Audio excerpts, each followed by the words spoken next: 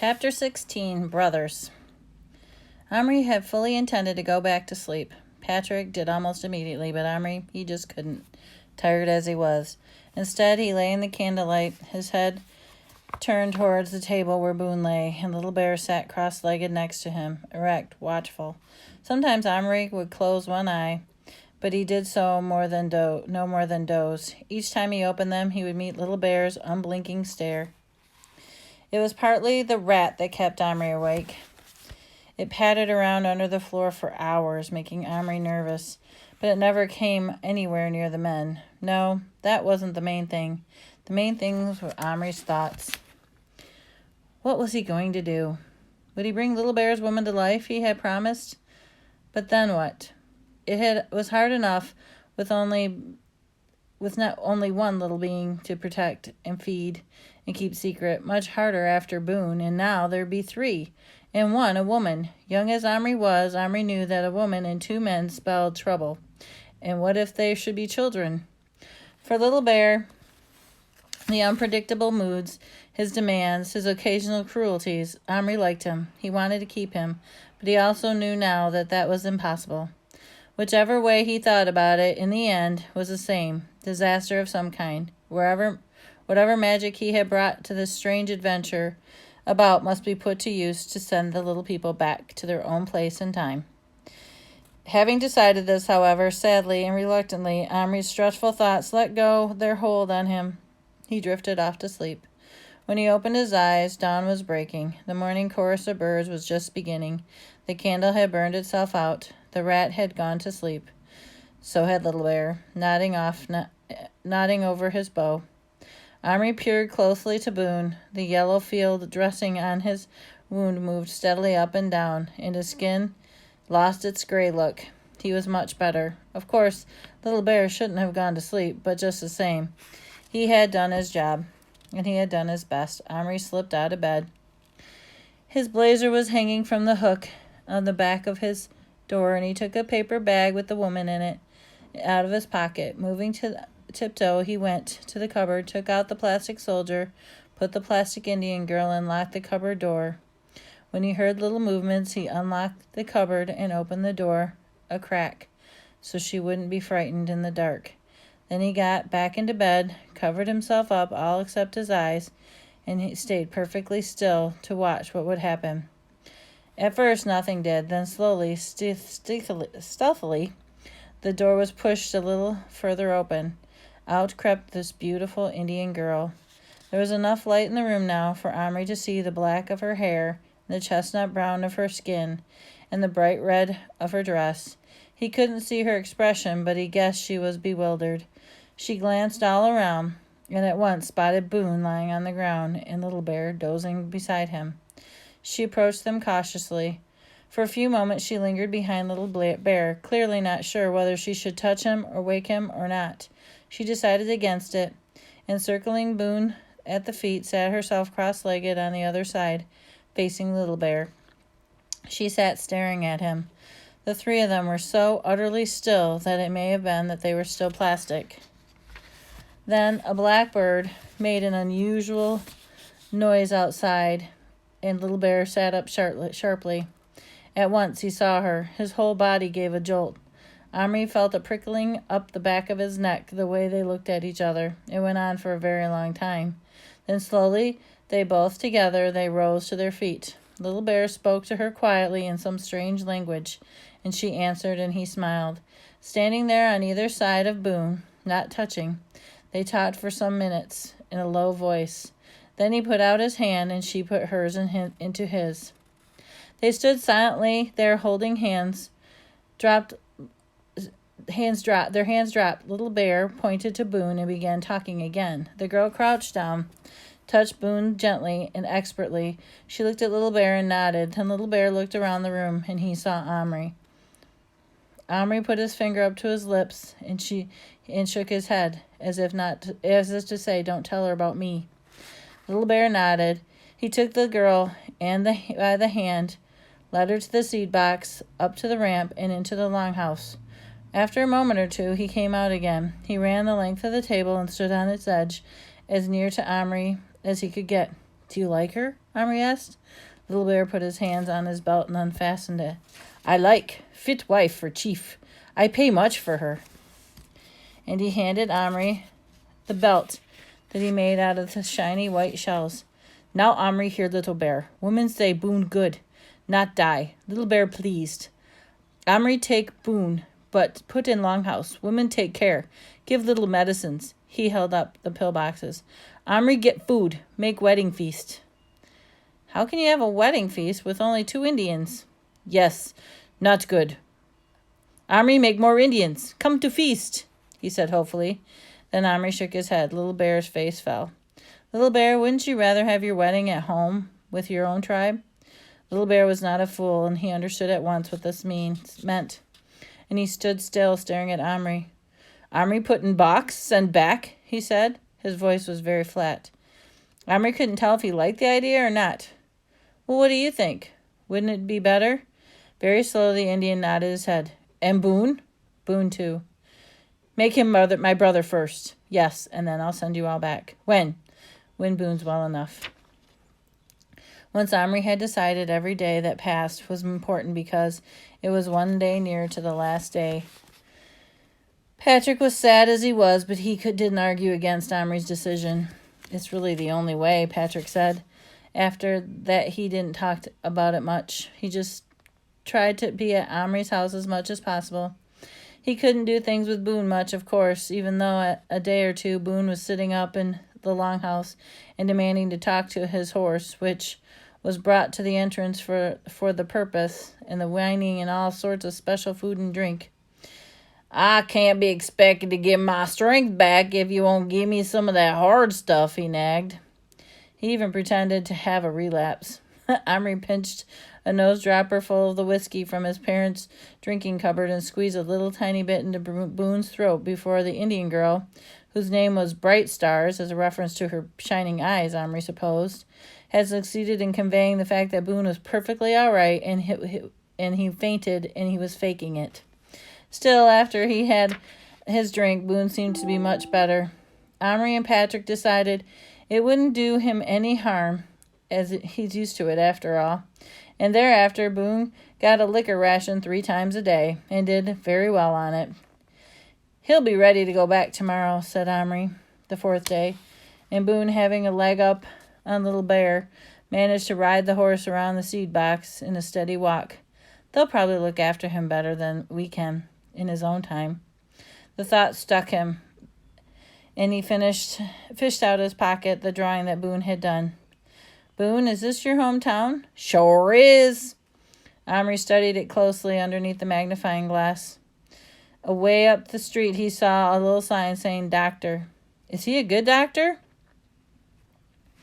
But about as good as anybody out of the West, I reckon. Fishing bullets out of man's arms or cut off foot for snake bite it, neat as it can be. I seen him bring a pal of mine back from dead near enough by putting a hot coal on his belly button. He never operates till a man's dead drunk, and he don't charge extra for the liquor either. Omri and Patrick looked at each other. You'd feel that you'd be in good hands with this doctor looking after you, Patrick said worriedly. Sure would. Anyhow, don't you know Sawbones now? Me wound's healed up fine. As long as I got my whiskey, I'll be fine and good as new. Boone bore not the slightest ill will towards Little Bear for having shot him. There was an Injun's natural nature, pure and simple. I'd more help myself if I can keep away from my horse and my bottle. That night before Omri had decided to send them back, they held the brotherhood ceremony. I wish we could ask our brothers, said Patrick to Omri at the school that day. Suppose we tell them one day about this. They'll never believe us. Sending them back, said Omri slowly, doesn't mean the magic won't work anymore. I'm going to put the key away somewhere so I won't be tempted, but it will always be there. So Patrick looked at him wonderingly. I never thought about that, he said slowly. So there's nothing to stop us for months or even years from now from bringing Boone and Little Bear back for a visit. I don't know, said Omri. Maybe their time is different from ours. It would be awful if they were old, or... He couldn't say dead. Both Boone and Little Bear came from such dangerous times. Omri shivered and changed the subject. As for our own brothers coming, he said, all I want my brothers is to keep that rat in its stupid cage. That rat had been caught by Omri after a long, patient wait with cheese and a fish net, and Omri had threatened Gillian with the worst fate imaginable if he gets away again. The two boys went to Yap's after school and bought a feast for food for the ceremony. Salted nuts, chips, chocolate. Omri bought a square pound of the best meat in the butcher's for the tiny hamburgers. A teaspoonful would have been enough, but the butcher wasn't interested in that. They got bread, biscuits, cake, soda from Omri's mother. Omri sneaked another dropful of the hard stuff, without much which Boone would certainly not consider a festive occasion. Omri rather surprised Boone when he agreed to be a brother of a stinking redskin at all, but Boone actually seemed rather to like the idea. "'Tain't just anyone gets to be a brother with an Indian chief, you know," he said proudly. As he rolled up his sleeve, Bright Stars carefully swabbed his arm with soap and water. Then she saw Little Bear sharpening his knife on a pebble, and he turned pale. "Heck! It'll hurt," he muttered, but Patrick told him not to be a coward. "It's only a little nick, nothing at all." "Easy for you," retorted Boone. "I ain't sure this is such a nice idea after all." But he cheered up when he saw the campfire being kindled and the smell of meat and Bright Stars was cooking, and he pointed a stick at Omri and gave him a good swig of the dropper, and he swaggered up to Little Bear and offered his arm with a drunken flourish. "Chop away, brother," he said loudly. Little Bear went through the routine first, cleaning himself, offered a loud chanting prayers to the spirits, and performing marvelous stomping dance around the fire, and then he nicked his own wrist with the point of the knife, and the blood swelled up, and Boone took one look and burst into tears. "Oh, I don't want to, I changed my mind," he bawled. But it was too late for that. Little Bear seized his arm before Boone knew what was happening, and the deed was done. Bright Stars found the wrists together in a strip tied torn from her own red dress. Boone looked to bemused away, and said, "Gee whiz, we done it! I'm part Injun. Well, I guess I can't say nothing against him now or in the future." The two brothers sat on the ground, and Bright Stars served them their cooked meat and all the rest of the feast. Patrick and Omri offered congratulations and stared down at their own food. They kept the campfire going, and tiny bits of broken matchsticks and bits of coal dust that Omri collected from outside the bunker, which, when sprinkled with the flame, made it spit in minute sparks. Looking at it, the three figures around it, the boys gradually lost their sense of size altogether. "I feel as if we're just the same size as them," murmured Patrick. "Yeah, me too," Omri said. "I wish we were all the same size. Then there'd be no problems." "Don't be funny. No problems with those two full-grown Indians and a 6-foot crying cowboy?" "I meant if we were small, we could enter their world, sleep in the longhouse, ride their horses." "I wouldn't mind eating one of those hamburgers," said Omri. Bright Stars was now crouched by the fire, tending to it and singing softly. One of the horses whinnied. Boone seemed to have dropped off to sleep, leaning against Little Bear's shoulder. Little Bear alone was aware of the boys watching them, and he beckoned to Omri with his free hand. When Omri bent over, he said, "Now?" "Now? You mean go back now?" "Good time. We're all happy. Not wait till morning." Omri looked at Patrick. He nodded slowly. "When you do go into the cupboard," Omri said, "you must hold Bright Stars, or she may not go back with you." "Women go back with Little Bear. Little Bear hold on tight, won't let go. And horse. Little Bear only Iroquois with horse."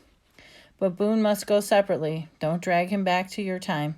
People would kill him, even if you are a new brother." Little Bear looked at Boone asleep at his side, and their joined wrists.